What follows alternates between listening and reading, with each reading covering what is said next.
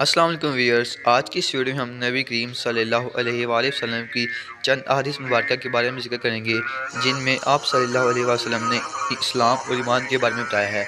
روایت میں آتا ہے کہ حضرت ابو ہریرہ رضی اللہ عنہ سے روایت ہے کہ رسول اللہ صلی اللہ علیہ وآلہ وسلم نے فرمایا، مجھ سے دین کے بارے میں پوچھ لو۔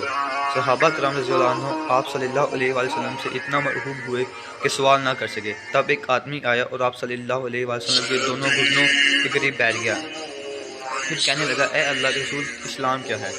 آپ نے فرمایا، تم اللہ تعالیٰ کے ساتھ کسی کو شریک نہ ٹھہراؤ، نماز کا اہتمام کرو، زکوٰۃ ادا کرو اور رمضان کے روزے رکھو۔ اس نے کہا، آپ نے سچ فرمایا۔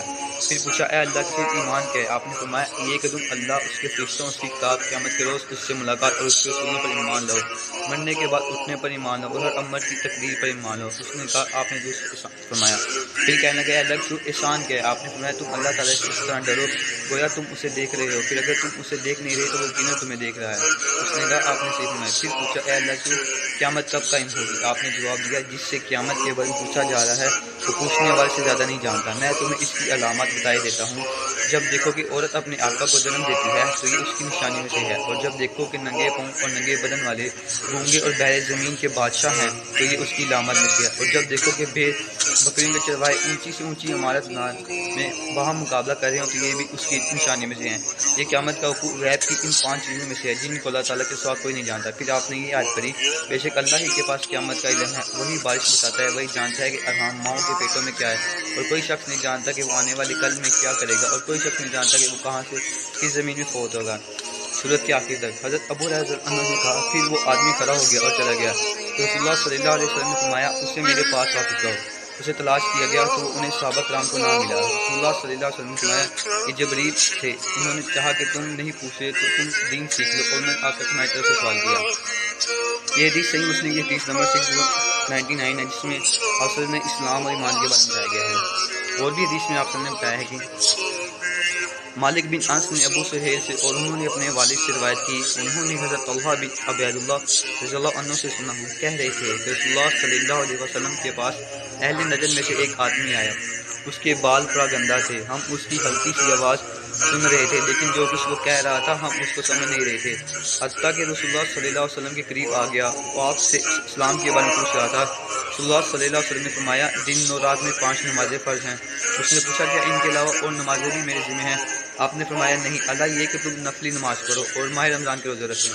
اس نے پوچھا، کیا میرے ذمہ اس کے علاوہ بھی روزے ہیں؟ فرمایا، نہیں، اللہ یہ کہ تم نفلی روزے رکھو۔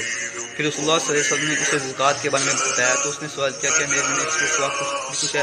آپ نے جواب دیا، نہیں، اس کے تم اپنی مرضی سے نفلی صدقہ دو۔ حضرت طلحہ نے کہا، پھر وہ آدمی واپس ہوا تو کہہ رہا تھا، اللہ کی قسم میں اس پر کوئی اضافہ کروں گا اور نہ اس میں کوئی کمی کروں گا۔ اس پر رسول اللہ صلی اللہ علیہ وسلم نے فرمایا، یہ فلاں پا گیا اگر اس نے سچ کر دکھایا۔ یہ حدیث بھی صحیح مسلم کی حدیث نمبر 16 ہے، جس میں آپ صلی اللہ علیہ وسلم نے اسلام اور ایمان کے بارے میں بتایا گیا ہے۔ اور بھی حدیث میں آپ صلی اللہ علیہ وسلم نے فرمایا کہ سیدنا ابو ہریرہ رضی اللہ عنہ بیان کرتے ہیں کہ رسول اللہ صلی اللہ علیہ وسلم سے یہ سوال کیا گیا، کون سا عمل سب سے زیادہ فضیلت والا اور کون سا عمل سب سے بہتر ہے؟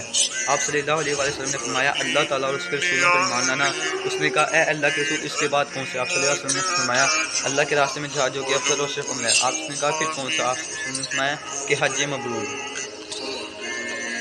اور بھی حدیث میں روایت میں آتا ہے کہ آپ نے اسلام و ایمان کے بارے میں بتایا ہے۔ سیدنا معاذ بن جبل سے مروی ہے کہ غزوہ تبوک سے قبل رسول اللہ صلی اللہ علیہ وسلم لوگوں کو لے کر نکلے، جب صبح ہوئی تو نماز فجر پڑھائی اور لوگ پھر سوار ہوئے اور چل پڑے، جب سورج طلوع ہوا تو رات کو چلتے رہنے کی وجہ سے لوگ اونگنے لگے، جبکہ سیدنا معاذ رسول اللہ صلی اللہ علیہ وسلم کے ساتھ ہی رہے اور آپ صلی اللہ علیہ وسلم کے پیچھے پیچھے چلتے تھے، جبکہ لوگ سواریوں کو چلانے کے لیے ان کو لے کر بڑے راستوں کی طرف الگ ہو گئے۔ بہرحال ادھر سیدنا معاذ رضی اللہ عنہ رسول اللہ صلی اللہ علیہ وسلم کے پیچھے چل رہے تھے، ان کی اونی چلتی بھی گئی اور چلتی بھی رہی، اچانک وہ پھسل پڑی، سیدنا معاذ نے لگام کھینچی لیکن وہ دوڑنے لگی، رسول اللہ صلی اللہ علیہ وسلم کی اونی بھی اس کی وجہ سے بچنے لگی۔ پھر رسول اللہ صلی اللہ علیہ وسلم نے سر سے کپڑا اٹھایا اور پیچھے متوجہ ہوئے اور دیکھ کر پورے لشکر میں سے سیدنا معاذ کے قریب آپ نے ان کو آواز دیتے ہوئے فرمایا، اے معاذ۔ انہوں نے کہا، جی میں حاضر، اے اللہ کے نبی۔ آپ صلی اللہ علیہ وسلم نے فرمایا، قریب ہو جا۔ پس وہ آپ صلی اللہ علیہ وسلم کتنے قریب ہو گئے کہ ایک سواری دوسرے کے ساتھ مل گئی۔ پھر رسول اللہ صلی اللہ علیہ وسلم نے فرمایا، میرا یہ خیال نہیں تھا کہ لوگ اس قدر ہم سے دور ہو جائیں۔ سیدنا معاذ نے کہا، اے اللہ کے نبی، لوگوں کو اونگ آنے لگی ہے اور ان کی سواری چڑھنے کے لیے دور دور تک بکھر گئی ہیں، میں بھی اونگ رہا ہوں۔ آپ نے میں بھی اونگ رہا ہوں۔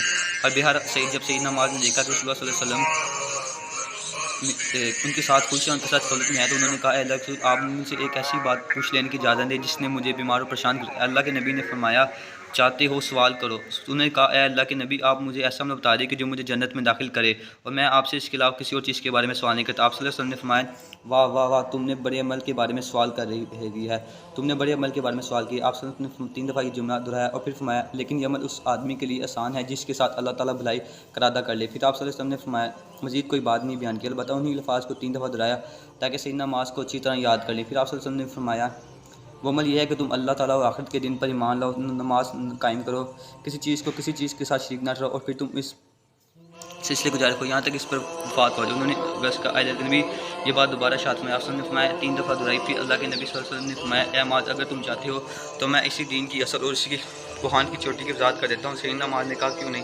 اللہ کے نبی میرے ماں باپ آپ کو قربان ہو، آپ مجھے بیان کیے۔ آپ صلی اللہ علیہ وسلم نے فرمایا اللہ کے دین کی اصل یہ ہے کہ تم یہ گواہی دو کہ اللہ کے سوا کوئی شریک نہیں، حضرت محمد صلی اللہ علیہ وسلم اللہ کے آخری بندے اور رسول ہیں، اور اس دین کا سارا اور ستون یہ ہے کہ نماز قائم کیجئے اور زکوٰۃ ادا کیجئے، اور اس کو کوہان کی چوٹی جہاد فی سبیل اللہ ہے۔ مجھے تو یہ حکم دیا گیا ہے کہ میں اس وقت لوگوں سے قتال کروں جب تک اس طرح نہ ہو جائے کہ وہ نماز قائم کریں، زکوٰۃ ادا کریں، شہادت دیں کہ اللہ تعالیٰ ہی معبود برحق ہے، وہ یکتا، یہ بیگانہ، اس کا کوئی شریک نہیں، اور محمد صلی اللہ علیہ وسلم اس کے بندے اور رسول ہیں۔ جب لوگ یہ منہ انجام دیں گے تو وہ خود بھی بچ جائیں گے اور اپنے خونوں اور مالوں کو بھی بچا لیں گے، مگر ان کے حق کے ساتھ اور ان کا حساب اللہ تعالیٰ پر ہوگا۔ پھر رسول اللہ صلی اللہ علیہ وسلم نے فرمایا اس ذات کی قسم جس کے ہاتھ میں محمد کی جان ہے، فرض نماز کے بعد جنت کے درجات کو پانے کے لیے جہاد فی سبیل اللہ ہی ایک ایسا میں جس میں چہرے کو متغیر کیا جائے اور قدموں کو خاک آلود کیا جائے، اور بندے کے ترازو کو سب سے زیادہ بھاری کرنے والا یہ عمل ہے کہ تم اللہ تعالیٰ کے راستے میں کوئی چھپایا خرچ کرو یا اللہ کے راستے میں کسی کو سواری دو۔ یہ حدیث مسدد احمد کی حدیث نمبر 100 ہے، جس میں آپ صلی اللہ علیہ وسلم نے اسلام اور ایمان کے بارے میں بیان کیا گیا ہے۔ اگر آپ کو میری ویڈیو پسند آئی تو ویڈیو کو لائک، شیئر اور سبسکرائب کرنا نہ بھولیے گا۔ اگلی ویڈیو کے لیے ملتے ہیں، اللہ حافظ۔